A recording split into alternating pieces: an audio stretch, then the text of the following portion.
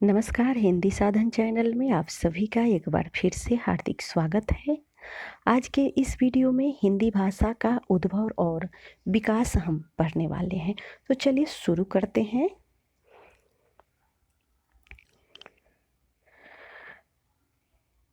प्राचीन भारतीय आर्य भाषा काल 1500 ईस्वी पूर्व से 500 ईस्वी पूर्व तक माना गया है। तो आर्य भाषा का काल जो है वो 1500 ईस्वी पूर्व से 500 ईस्वी पूर्व तक माना गया है। इस अवधि में संस्कृत बोलचाल की भाषा थी। इस अवधि में जो ये समय था इसमें संस्कृत बोलचाल की भाषा थी। अब हम दूसरा जो है वो देखेंगे कि संस्कृत के भाषा के कितने रूप थे। तो संस्कृत भाषा के दो रूप थे। पहला वैदिक संस्कृत और दूसरा लौकिक संस्कृत। तो सबसे इसमें जो पुराना है वह है वैदिक संस्कृत, उसके बाद आया लौकिक संस्कृत। संस्कृत कालीन बोलचाल की भाषा कालांतर में परिवर्तित होकर पाली के रूप में विकसित हुई है। इसका समय 500 ईस्वी पूर्व से पहले ईस्वी तक है। पाली का मानक स्वरूप बौद्ध साहित्य में उपलब्ध है। कालांतर में पहली ईस्वी तक आते आते पाली की बोलचाल की भाषा विकसित होती हुई प्राकृतिक के रूप में आई। इस अवधि में सौरसैनी, पैसाची, ब्राचर, महाराष्ट्री, मगधी और अर्ध मगधी नामक क्षेत्रीय बोलियां विकसित हुई। आगे चलकर प्राकृत की विभिन्न बोलियां विकसित होती हुई अपभ्रंश की बोलियों के रूप में प्रस्तुत हुई। अपभ्रंश का समय 500 ईस्वी पूर्व से 1000 ईस्वी पूर्व तक माना गया है। अपभ्रंश और पुरानी हिंदी के मध्य का समय संक्रांति काल कहा गया है। संक्रांति कालीन भाषा को चंद्रधर शर्मा गुलेरी ने पुरानी हिंदी कहा है। सौरसैनी अपभ्रंश से पश्चिमी हिंदी, राजस्थानी, पहाड़ी और गुजराती भाषाओं का उद्भव हुआ है।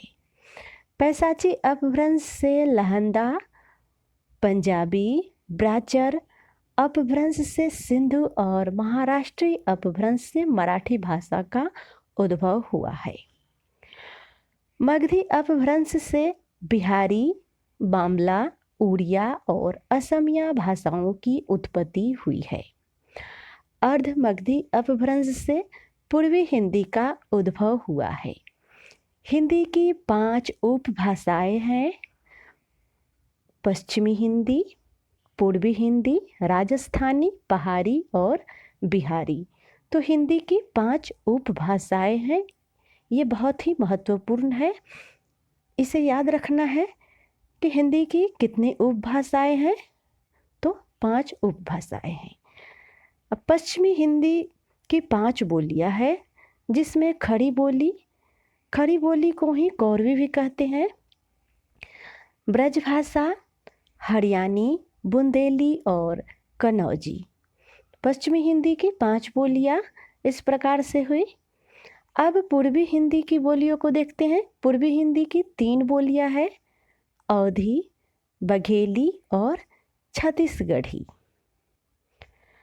आगे है राजस्थानी हिंदी की 4 बोलियां हैं, जिसमें पश्चिमी राजस्थानी जो मारवाड़ी नाम से भी जाना जाता है, पूर्वी राजस्थानी जो जयपुरी, उत्तरी राजस्थानी मेवाती, दक्षिणी राजस्थानी मालवी। पहाड़ी हिंदी की बोलियों को 2 भागों में बांटा गया है। पश्चिमी पहाड़ी जौनसार, सिरमौर, शिमला, मंडी, चंबा के आसपास क्षेत्र में यह बोली जाती है। और मध्यवर्ती पहाड़ी जिसमें है कुमाऊं और गढ़वाली बोलियां। तो कुमाऊं और गढ़वाली बोली जो है वो पहाड़ी हिंदी की बोलियां है। तो परीक्षा में इस प्रकार से प्रश्न आ जाते हैं, कुमाऊं और गढ़वाली ये किस हिंदी की बोली है, तो इसे भी याद रखना है। बिहारी हिंदी की 3 बोलियां हैं, जिसमें भोजपुरी, मगही और मैथिली। खरी बोली और कौरवी का उद्भव सौरसेनी अपभ्रंश के उत्तरी रूप से हुआ है। इसका क्षेत्र देहरादून का मैदानी भाग, सहारनपुर, मुजफ्फरनगर, मेरठ, दिल्ली का कुछ भाग, बिजनौर, रायपुर और मुरादाबाद है। ब्रजभाषा का विकास सौरसेनी अपभ्रंश के मध्यवर्ती रूप से हुआ है। यह आगरा, मथुरा, अलीगढ़, धौलपुर, मैनपुरी, एटा, बदायूं, बरेली तथा आसपास के क्षेत्रों में बोली जाती है। हरियाणवी का विकास उत्तरी सौरसेनी अपभ्रंश के पश्चिमी रूप से हुआ है। इसका क्षेत्र हरियाणा तथा दिल्ली का देहाती भाग है। बुंदेली का विकास सौरसेनी अपभ्रंश से हुआ है। इसका क्षेत्र झांसी, जालौन, हमीरपुर, ग्वालियर, ओरछा सागर, नरसिंहपुर, सिवनी, होशंगाबाद तथा आसपास का क्षेत्र है। कनौजी का भी विकास सौरसेनी अपभ्रंश से हुआ है। इसका क्षेत्र इटावा, फर्रुखाबाद, शाहजहांपुर, कानपुर, हरदोई, पीलीभीत है। अवधी का उद्भव अर्धमगधी अपभ्रंश से हुआ है। इसका क्षेत्र लखनऊ, इलाहाबाद, फतेहपुर, मिर्ज़ापुर, अंततः उन्नाव, रायबरेली, सीतापुर, खीरी, फैज़ाबाद, गोंडा, बस्ती, बहराइच, बाराबंकी, सुल्तानपुर, प्रतापगढ़ आदि है। बघेली का उद्भव अर्धमगधी अपभ्रंश के ही एक क्षेत्रीय रूप से हुआ है। इसका क्षेत्र रीवा, सतना, शहडोल, मैहर और उसके आसपास है। छत्तीसगढ़ी का उद्भव अर्धमगधी अपभ्रंश के दक्षिणी रूप से हुआ है।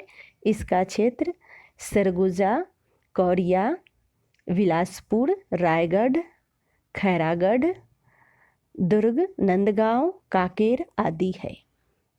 पश्चिमी राजस्थानी मारवाड़ी का क्षेत्र जोधपुर, मेवाड़, सिरोही, जैसलमेर, बीकानेर आदि है। पूर्वी राजस्थानी में जयपुरी या ढूंढारू का क्षेत्र जयपुर, अजमेर, किशनगढ़ आदि है। उत्तरी राजस्थानी मेवाती, अलवर, गुड़गांव, भरतपुर तथा उसके आसपास बोली जाती है।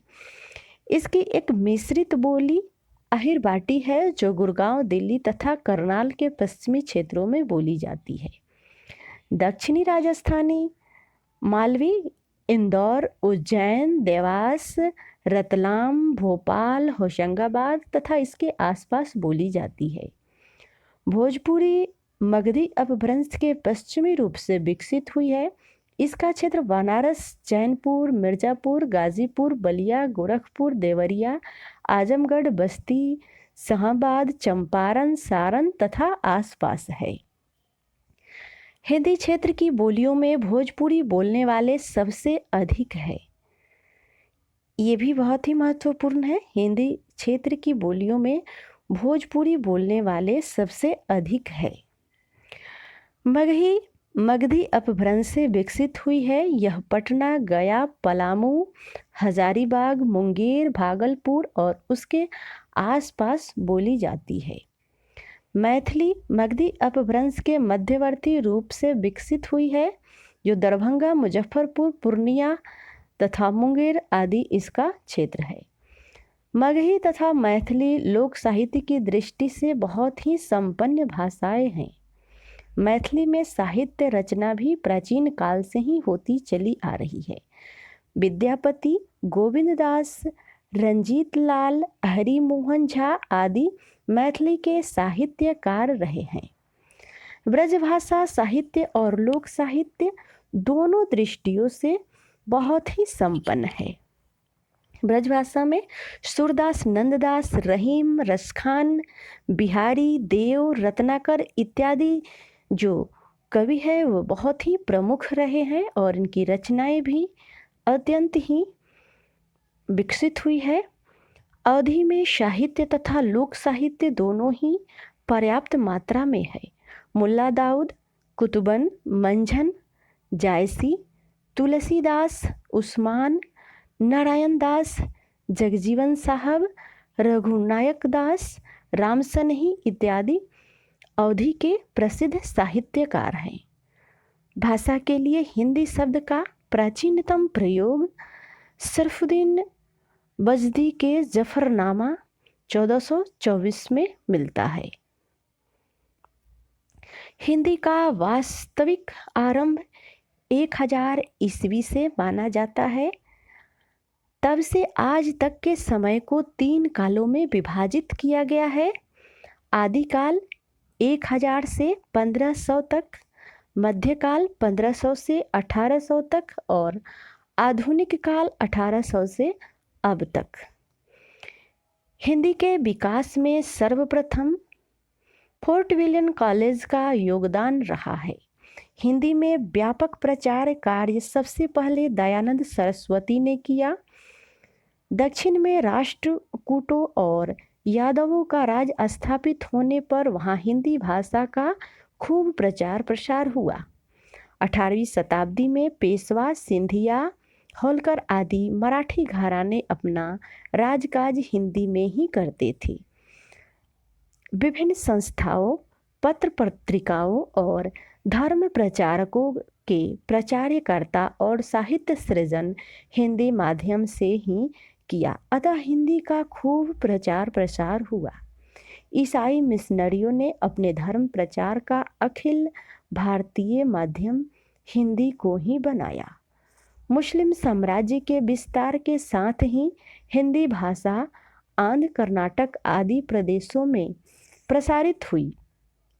स्वाधीनता संग्राम आंदोलन की भाषा हिंदी होने से हिंदी का पूरे देश में व्यापक प्रचार प्रसार हुआ।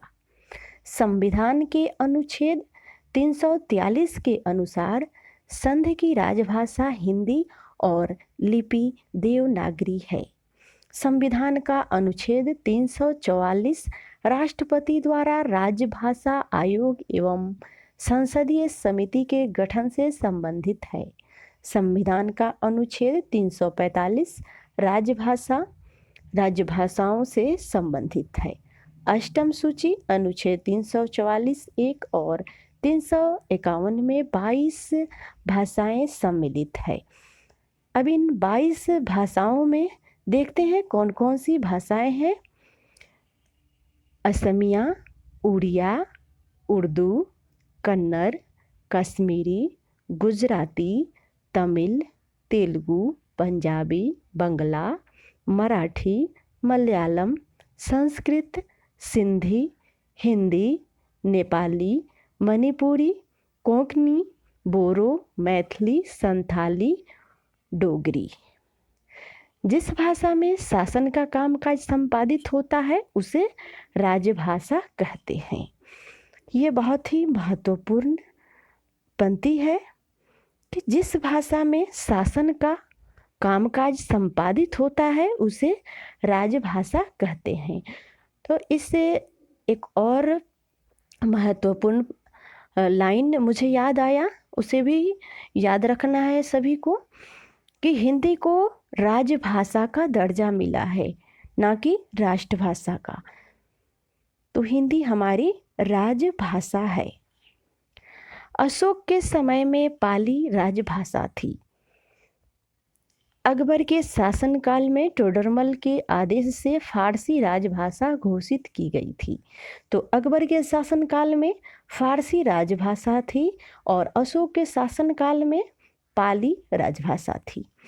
ब्रिटिश शासन में लॉर्ड मैकाले के प्रयास से अंग्रेजी राजभाषा पद पर सुशोभित हुई।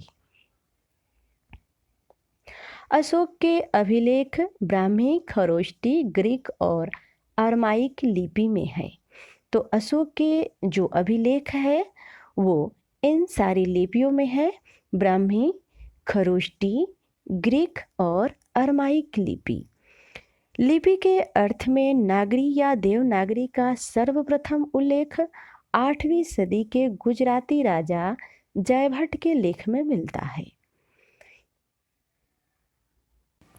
बौद्ध ग्रंथ ललित विस्तार में विभिन्न प्राचीन भारतीय लिपियों का उल्लेख है। खरोष्टी लिपि की उत्पत्ति अरमाइक लिपि से हुई है तथा यह दाईं से बाईं ओर लिखी जाती है। जो खरोष्टी लिपि है वह दाईं से बाईं ओर लिखी जाती है। देवनागरी लिपि का उद्भव भारत की प्राचीनतम ब्राह्मणी लिपि से माना जाता है। 400 ईस्वी से ब्राह्मणी लिपि से गुप्त लिपि का विकास हुआ, जिसका 600 ईस्वी में कुटिल लिपि विकसित हुई। कुटिल लिपि से लगभग 8वीं और 9वीं शताब्दी में प्राचीन नागरी लिपि का विकास हुआ। प्राचीन नागरी लिपि को ही देवनागरी कहा जाता है। इसका विकास 15वीं से 16वीं शताब्दी में माना गया है। तो देवनागरी लिपि का विकास 15वीं से 16वीं शताब्दी माना जाता है, इसे भी याद रखनी है। दक्षिण भारत में देवनागरी को नंदनागरी कहा जाता है। देवनागरी लिपि ध्वनि के अनुरूप संकेतों की दृष्टि से ही सर्वश्रेष्ठ और वैज्ञानिक लिपि है। तो देवनागरी लिपि किस प्रकार की लिपि है? तो यह वैज्ञानिक लिपि है। अगर आप इन सारी पंक्तियों को ध्यान दें तो हर एक एक पंक्ति से कई सारे प्रश्न बन सकते हैं, इसीलिए सभी को ध्यान से पढ़ना है। देवनागरी का सर्वप्रथम उल्लेख 8वीं सदी के गुजरात के राजा जयभट्ट के लेख में मिलता है। अत्यंत ही महत्वपूर्ण सभी पंक्तियां हैं सभी परीक्षाओं के लिए, तो इसे ध्यान से देखना है। देवनागरी लिपि में सुधारों का सर्वप्रथम प्रयत्न महादेव गोविंद रानाडे ने किया। बिहार में देवनागरी लिपि प्रचलित करने का श्रेय भूदेव मुखोपाध्याय को है। नागरी अंकों का विकास ब्राह्मी लिपि से हुआ है। इसके प्राचीनतम नमूने 500 ईस्वी पूर्व के अशोक के शिलालेख में मिलते हैं। मानकीकरण का अर्थ है मान्य विशेषताओं के आधार पर। केंद्रीय हिंदी निदेशालय ने 1966 ईस्वी में देवनागरी लिपि का मानकीकरण किया था। तो यहाँ पर हमने ऊपर में देख लिया है मानकीकरण का अर्थ क्या है, मान्य विशेषताओं के आधार पर। तो आज के इस वीडियो में इतना ही, अगले वीडियो में मिलते हैं। आज हमने हिंदी भाषा का उद्भव और विकास को पढ़ा। अगले वीडियो में मिलते हैं किसी नए विषय के साथ। वीडियो देखने के लिए सभी को बहुत बहुत धन्यवाद। अगर आपने अभी तक हिंदी साधन चैनल को सब्सक्राइब नहीं किया है तो इसे अवश्य ही सब्सक्राइब कर ले और दोस्तों में भी इसे शेयर करें। वीडियो कैसा लगा कमेंट के माध्यम से अवश्य ही बताएं।